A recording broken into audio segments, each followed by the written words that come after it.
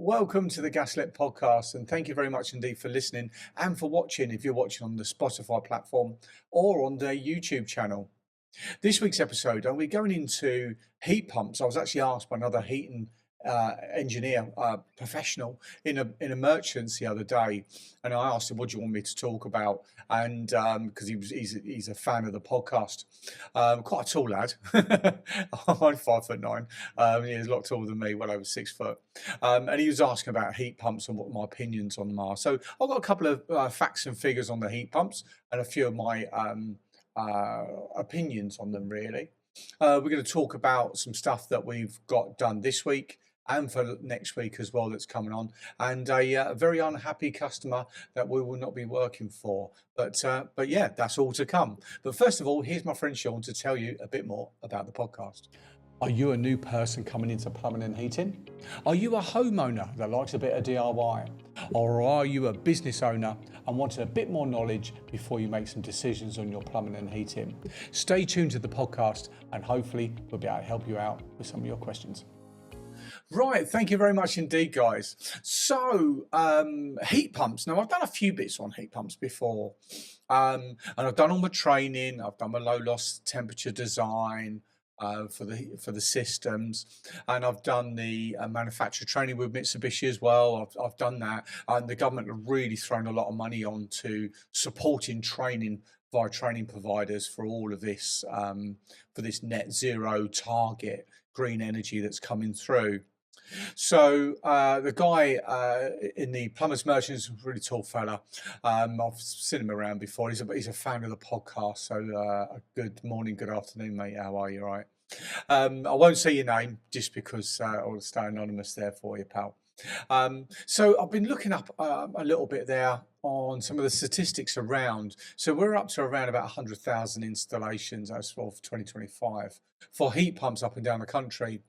So Boxergy 2024 reports, which I found online, clients have reported saving £234 a year on their heat pumps after the installations, and 67% are happy with the running costs, and 63% are happy with the property temperature after the installation of the heat pump and the insulation upgrades to the property as well. That really does speak volumes, really. And I'm going to get on to another little side topic of that where I think it's all going a bit wrong now. So, yeah, only 67% are happy with the running costs. So I don't think that members of the public, the consumers of the product, are actually being properly informed of actually the costs, the electrical costs that are actually going to be, they're going to actually obviously gas at the moment per unit is a lot cheaper than electricity. So if the tariffs on that did change around, then we'd see a massive shift on that. And for the people that are sort of, I call them the green flag wavers, that want to go into that, they want to swap the tariffs round from the electric. I forget the exact numbers, I didn't look it up, but there's a levy that's put on gas and a levy that's put on electricity, and the electricity levy or the tax on the electricity per unit is a lot higher than the gas. So that's why gas it seems to be a lot cheaper than electricity. It's because the government are taxing it to ribbons. And if you're only saving 234 quid a year overall on your energy costs, you know, in 10 years, that's 2,300 quid. That will change as time goes on, but it'll also change as the system gets less efficient.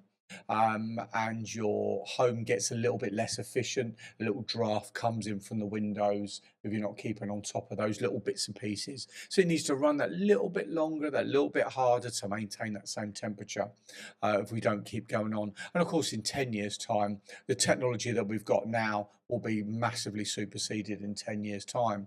So that 234 quid a year will actually increase, but only if you then replace the unit.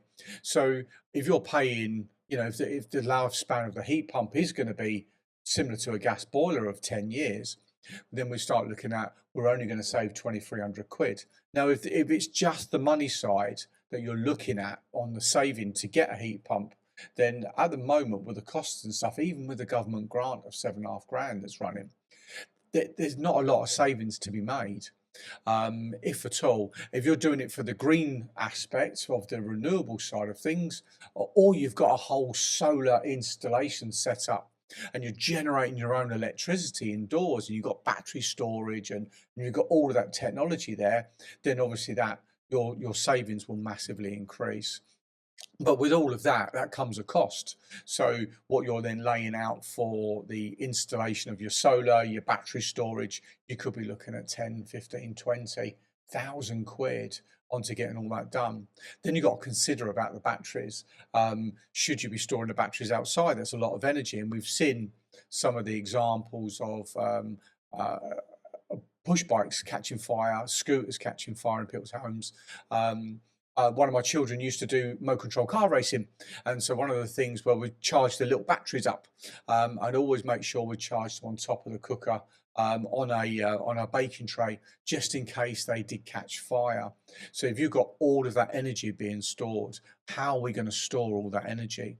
And obviously, as technology comes on, more companies are coming in making cheaper battery storage. The quality will start coming down, and just like EV cars, when they go, they go. So probably no difference, probably just as much energy, if not a bit more, you could store in your home than you would with a electric car in capacity. And with only 63% of people happy with the temperature of their homes with the heat pump, that's also a bit of an alarming figure as well. Now, I'm on a few Facebook forums and stuff with the people talk about heat pump installations. And a lot of people, I know people will moan quicker than they'll ever praise on open forums like that. But I do think that we are sort of walking in a bit snowblind to some of the problems that we have. Um, just trying to sort out my camera here. Do apologise, guys. Um, yeah, so yeah, there we are. So I'm actually recording this on Friday. I'm actually off for the weekend, so I'm getting the podcast recorded quickly. Sorry, early. I normally do this on a Sunday, but I'm actually getting this recorded on the Friday because I actually go away for a weekend at Butlins for an adults only music event. We'll just call it music. There'll be no drinking involved and dancing, just a music event. So apologies there. I just got the technology mixed up. Um, so coming on from the heat pumps really, so other things that people are talking about is, will heat pumps reset the industry and make it more of a specialist area again? So we go back pre-combi boiler when we had the so 20-ish years ago, and actually that was before I started fitting boilers and stuff like that and being gas safe registered. When we had a heat only boiler, we had to size it correctly to the property. We then had to take into consideration the amount of hot water that's going to be needed for the people within the property. And we had to then, whether it's a 12 kilowatt, 15, 18, because these things didn't modulate. So if you put a 24 kilowatt heat only on there, the fan only had one at one speed because it just had live and neutral to it. It'll far away, and then the thing would be cycling on and off, and it wouldn't be efficient at all. Obviously, going back 20, 25, 30 years ago, energy prices weren't as expensive as they are now. So there was a little bit less consideration for it, no doubt, at the time. But you want to really get the smallest boiler you could get into the property. That will work because that will then lower your price and that will make you more competitive against the next person. So with the heat pump industry taken away, the slingers, that we'll just call them, that are just throwing stuff in left, right, and centre, will it make it another specialised area? Because it really has, the whole heating industry since the invention of the combi boiler. People just throw it in, turn it on, and it works. It just does. We done a boiler yesterday. It was up in a loft. It was like super hot on Thursday. We've got a bit of a mini heat wave, so I think it hit 27 yesterday, 32 on the dash of the van. So it was really hot. I didn't feel too great actually, to be honest. I feel a bit dehydrated. But that there, it was a glowworm, 28 kilowatt. And we put that boiler in, and the clients always ask, is 28 big enough for my heating? It's not the heating, it's the hot water. So 28 kilowatts for your heating, dead easy. It'll absolutely smash it all down all night. And he had some sort of big old fashioned radiators. He's just moved in. So we recommended getting the rads changed because the old school type, massive water quantity, very minimal surface area on the radiators. So it's not going to be efficient. They might look nice in situ, but actually the practicalities of the radiators or the heat emitters, if you want to be completely technical on it, aren't very efficient. But 28 kilowatt combi boiler will probably do 20 radiators in the standard house. So about 20 kilowatts ish, 22 kilowatts as a heat output. Now, there's not many houses out there that have got that sort of capacity on a terraced house to have 22 radiators. But combi boilers are all about the hot water, and it's all to do with the litres per minute on a degree of rise coming through. So, as I said, so since the invention of the combi boiler, that sort of skill has been sort of really lost out of the industry. Another thing, last thing to say about heat pumps is companies like Boxed, which are just internet-based companies that with telephones and they subcontract everything out. Which were, I think, Box was actually invented by Worcester Bosch. I think it was. I think it was then sold off. But these national companies that sub everything out carry very little responsibility after it's all done. They're driving down the prices, they're driving down the quality. We get offered subcontract work from Boxed quite often, comes through on the emails, and we just turn it down because they don't want to, they're just trying to get the government grants in, get the 7.5 grand, pump them out the door. They've got fantastic deals with manufacturers that are going on, and they're just hitting targets, but they're not hitting the quality. And then you see up on the forums that I'm spending £500-600 a month on electricity in a house in the winter. Is this right? Because it's not been set up correctly. The house hasn't been insulated. And really that should all be done right at the beginning for heat pump installations. The first thing you do is, are your windows suitable? Is there any drafts coming through? What's your heat loss? And size it correctly. But you can't get a heat pump installed that's correct and then afterwards change all your windows because it'll be oversized at that point. So you need to get all that stuff done first, and then once you're happy. So brand new builds, very recent house builds are great for heat pumps. Swimming pools are great for heat pumps because they don't need a massive temperature. Underfloor heating installations are great for heat pumps as well. So there, that's my sort of take on it, really. And then just as I was just typing this up here for doing the podcast, sort of bullet points as I like to do on the prompter, is that actually are we just the technology we've got now? So as a little bit of a not of a skeptic as such, but looking back in history, we had vinyl records and they were great. And then we had cassette tapes. And then I know there was other technologies kicking around. And then we had the CD, and then we had the mini disc, and then we went to the MP3 player, and now we're on streaming. So I can't remember the last time I played a cassette. I can't remember the last time I played a CD. My wife's got a record player through nostalgia, but actually we just listen to everything online. So we've got Spotify Premium, and we just listen to it on there. If you want any music, we put it onto there. You want to watch a bit of a video with it, you can get that on Spotify now, or we watch it on YouTube. So ultimately, is the heat pump the answer to this net zero government target?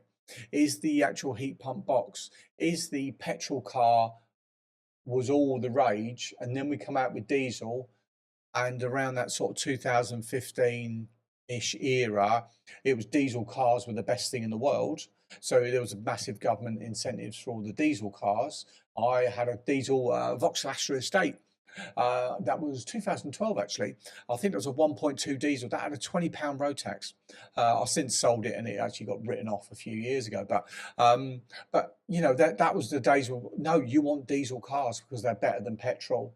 And then it's now come out, no, you don't. You don't want that because dirty diesels. No, you don't want any of that. So we're going to really put the tax up onto all the diesel cars. We don't want diesel anymore. We want petrol, and we want petrol hybrids. And so at the moment, I've got a 2016 hybrid estate car, and that's got 0 road tax. And then because of the technology at the time enabled all the cheating and stuff. But anyway, but that was all the best at the time, and now that's now gone over, and that's no longer sort of tax-free as a road tax option, because at the time it was graded as such, and that grading will stay with the car. So what I'm trying to get at is the heat pump as we know it the answer, or will there be other technologies that come on which will deliver what we need? So I can't see anything that's coming up. We've got the installer show in a couple of weeks, so it'd be interesting to see any new technologies that are starting to come through, some new ideas. A bit like petrol cars, we're all going to electric now on the cars, but then the hydrogen has come up. I think Toyota have produced the water-powered hydrogen car, so it will take hydrogen gas. I'm not sure if it takes physical water and then does the conversion to power the car onto hydrogen, or whether you put the hydrogen gas in. But a good few years ago, it was all about electric, and that was going to be the future. And now there's a question mark of, actually, what about hydrogen? Is that going to be the answer? Excuse me. So I do think that, within this technology, I don't think this is going to be the end of what we're going to do to heat our homes and give us hot water. I think at the moment it may be the only option that we've got. I don't think it's going to be the end option. And like a lot of things at the end, it just continuously evolves, I suppose. So coming off that conversation completely about heat pumps, and I hopefully answered a few questions there on my own take on it, really. So as plumbers, as heating industry professionals, as professional plumbers, so there's a couple of questions that I've been banding around, really. I was having a chat with a couple of guys in plum shop earlier in the week, and we're talking about specialist tools. And we have some specialist tools here at Gaslec to make our life a bit easier. So the conversation come up, how should we charge for our service? So let's just say we have a water pipe and we've got to change a valve. So we've got two options, really. We can either drain down the cold water storage, drain all that out. So that could be 50 gallons of water drained out the system. There it all is. So we've got to open the taps up, isolate the tank, drain it all down, waste all of that good quality water that the customer's already paid to fill that up with.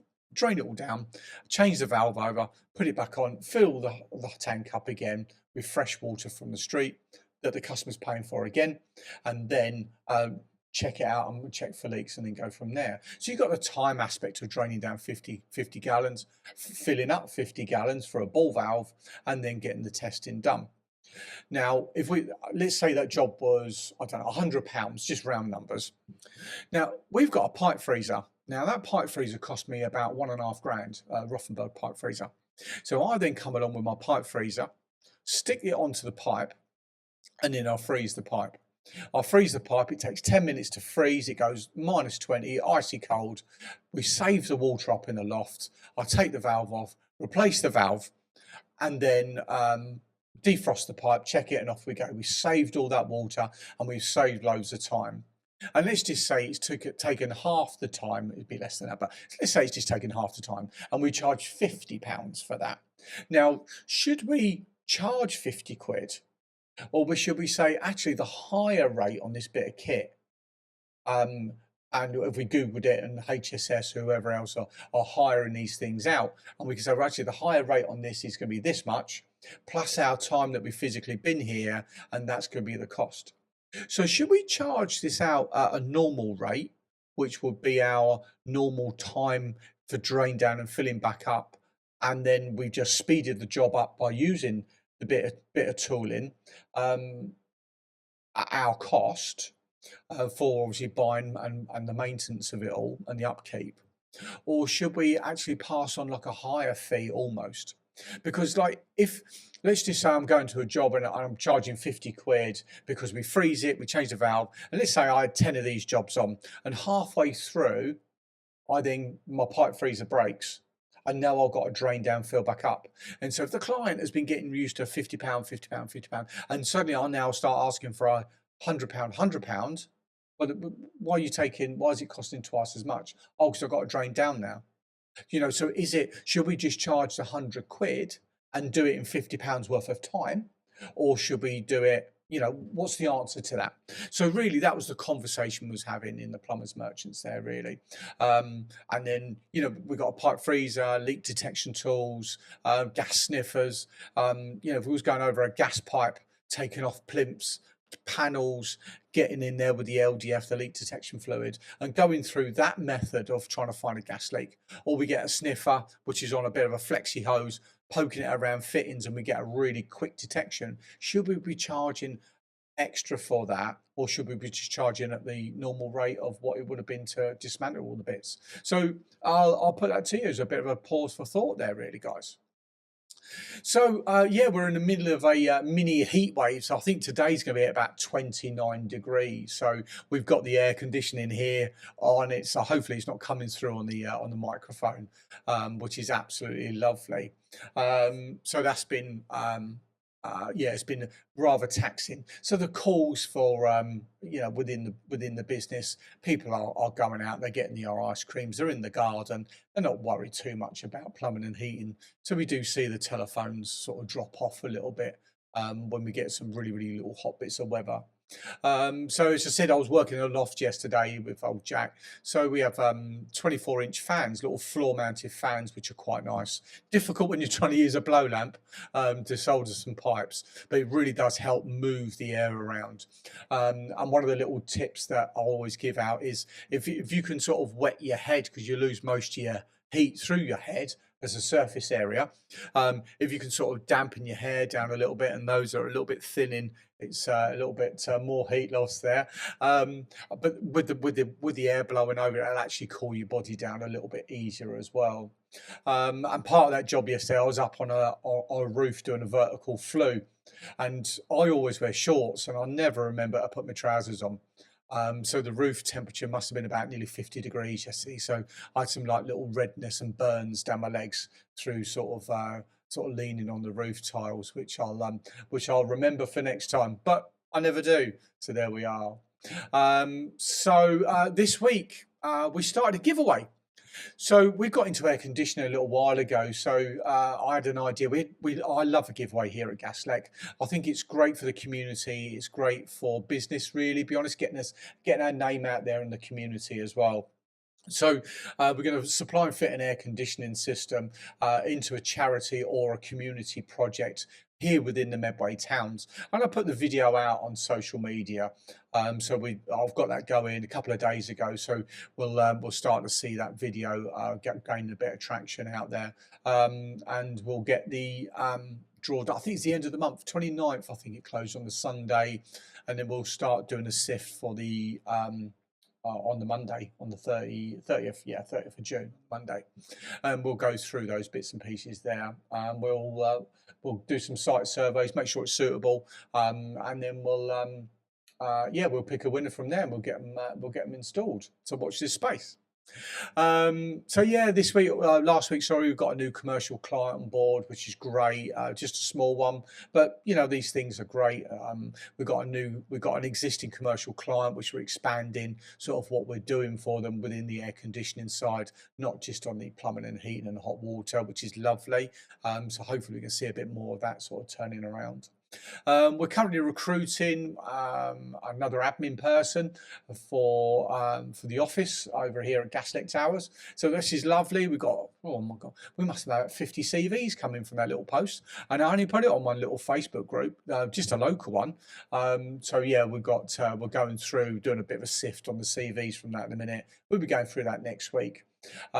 Which is super. So beginning of the week, I got into an argument on emails with a person with a mobile catering trailer. Now, of all of the industries and all of the bits that we do, give me the most amount of headaches, it's mobile catering. And I am about that far away from not renewing my mobile catering qualification and coming away from it completely. It is nothing but a headache. And the biggest problem we get is that people will buy a horse box. They'll have a box trailer of some description, and their mate will then do some form of a mobile catering trailer gas installation. And when we turn up to them, actually now I will not go out to a mobile catering trailer unless I've seen photographs of it first. And since we've been getting my photographs of it first, I can tell you now, I've not completed one job ever since. So this one come in, I think it come in last Sunday on email. They had an appliance and it stopped working. So I was like, oh, what's the appliance? Take a, what's the picture of it? They sent me a picture of the sort of the Google image version of the new. No, show me in situ. And there it was. Now, I'm not going to talk about health and hygiene because that's not what we do. We do gas and gas safety. And this was sitting on a ply piece of timber. So it was a tabletop fryer with double basket sitting on sitting on ply. Now, when you then bring up the manufacturer instructions, it talks about combustible material. It's got to be so much space in. It's just a no-brainer. There's a reason why catering surfaces are all stainless steel. For hygiene and for safety and for cleaning, it makes it so much easier as a stainless steel, but also it's for combustibility. Now we're dealing with LPG, which burns a lot hotter even than methane gas. So we've got an appliance sitting on wood, basically. I'm not coming out to get an appliance working that in theory then I've got a cap off because it's not as per manufacturer instructions. It's not safe. It's on a combustible piece of material. And they come back, if you don't know what you're talking about, why are you advertising? We do know what we're talking about. You go onto the Gas Safe Register, you type in our company details, look me up, and you'll see a picture of me and my name on there, and it'll come up all of my qualifications. And that's relatively a live document with Gas Safe. And if I don't have the qualifications, it won't be on there, and I'm not certified to do it. If it's on there, I'm qualified to do it. And this went back, and do you know what? I was like, do you know what? I'm done with you. I'm going to ignore your last emails because it was getting really finger pokey and all the rest of it. But that's my biggest pain in the bum. It's the smallest area of business we do, but gives me the most amount of hassle, be honest. So yeah, I'm seriously considering. We look after a couple of mobile catering trailers and they are absolutely spot on. They've been made right. They're correct. All the correct fittings in there. Very similar to camper vans. The DIY camper van revolution that we had during COVID. There was so much rubbish that I saw on there. We had one a couple of weeks ago. Can you give us a gas safe certificate to rent it out? Got the pictures through. I'm like, you've got a gas bottle rattling around loose underneath the bed. So no, it needs to be in its own compartment. So yeah, so we walked away from that one. So next week I'm training for a few days. I'm doing my LPG reassessments. So every 5 years in gas, you've got to do your reassessments in whatever area it is. And where I've got quite a few qualifications, you end up doing multiple every year now because they sort of catch up with themselves. So you're on this constant rota. So, so next week I've got a couple of days off doing my LPG reassessments, which is great. Last week I worked on 2 boats as well. So a massive, great big sailing yacht. This thing was huge. It must be 100 foot long. And he does racing in it as well. I think he said about 12, 13 knots. I wouldn't want that thing to try and stop, I tell you, in any distance. It was huge. Multiple sails over it. Massive it was. And then the next job I did after that was on a little sailing yacht about 20 foot long. So yeah, little tiny little thing. It was great down in the marina there. So that completes this week's episode. So thank you very much. I hope you all had a fantastic week, and I hope your next week coming up is just as good as well. You take care, guys. All the best. Goodbye.